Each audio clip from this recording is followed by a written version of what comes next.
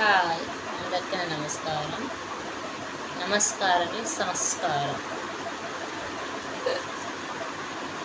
నేను ఈరోజు ప్రతి ఆడోళ్ళ మీద ఒక వీడియో చేస్తున్నాను.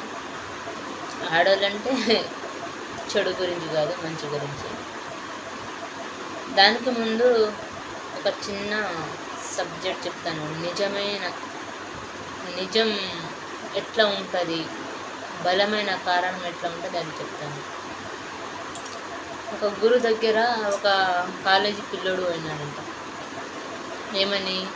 జాతకం చూపించడానికి, నా గురించి ఏమేమి ఉందో, ఎట్లా ఏం జరుగుతుంది అని జాతకంలో ఉంటాయి కదా, బలమైన ఇట్లా చెప్పే గురువులు ఖచ్చితంగా ఉండాలి మన జీవితంలో. ఏమేమి జరిగే విషయాలు ముందే తెలుసుకోవాలని మనం గురువుకు పట్టుకుంటే ఖచ్చితంగా గురే దారి చూపిస్తాడు. గురువు అంటే మనసు రూపంలో ఉండొచ్చు, సాక్షాత్ భగవంతుడు ఉండొచ్చు. నేనైతే సాక్షాత్ భగవంతుడికి పట్టుకున్నాను. నేనేం చేస్తా అంటే ప్రతి వార్తలు, నేను ప్రతి అమావాస్య పుణ్యానికి అయినా నాకు సీక్రెట్గా ఉన్న రోజులు నేను తెలుసుకుంటాను నా గురించి. కానీ నేను ఇక ఆ బాబు గురించి చెప్తాను. ఆ బాబు ఏం చేస్తాడు, ఆ గురు దగ్గర పోతాడు. ఆ గురు దగ్గర పోయి ఏం చెప్తాడంటే, నా జాతకం చూడు గురుగారు అని చెప్తాడు. అంటే జాతకం చూస్తాడు. ఆ జాతకంలో ఆ బాబు ఆ రోజు రాత్రి చనిపోతాడు అని ఉంటాడు. అంటే ఆ గురుగారు షాక్ అవుతాడు జాతకం చూసి.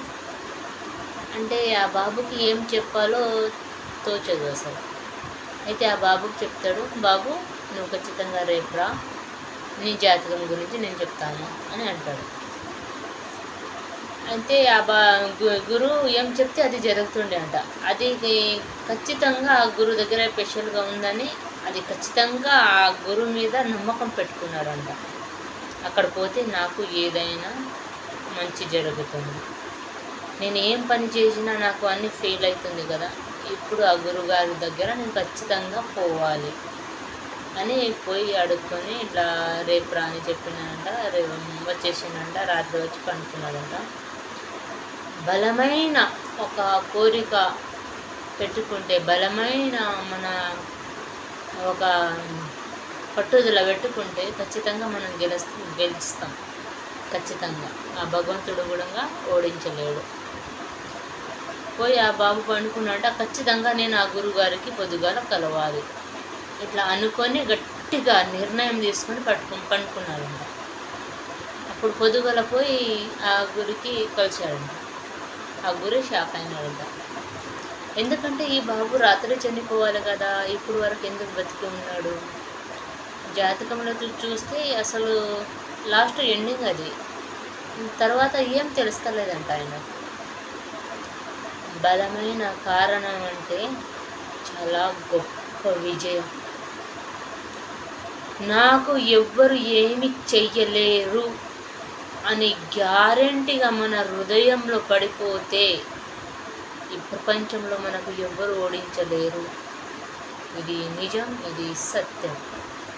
బలమైన కారణం, మన బలమైన శక్తిమైన వార్తలు మన మైండ్కి, మన సుప్త చైతన్య ఆత్మకి అందిస్తే ఖచ్చితంగా గెలిపిస్తుంది.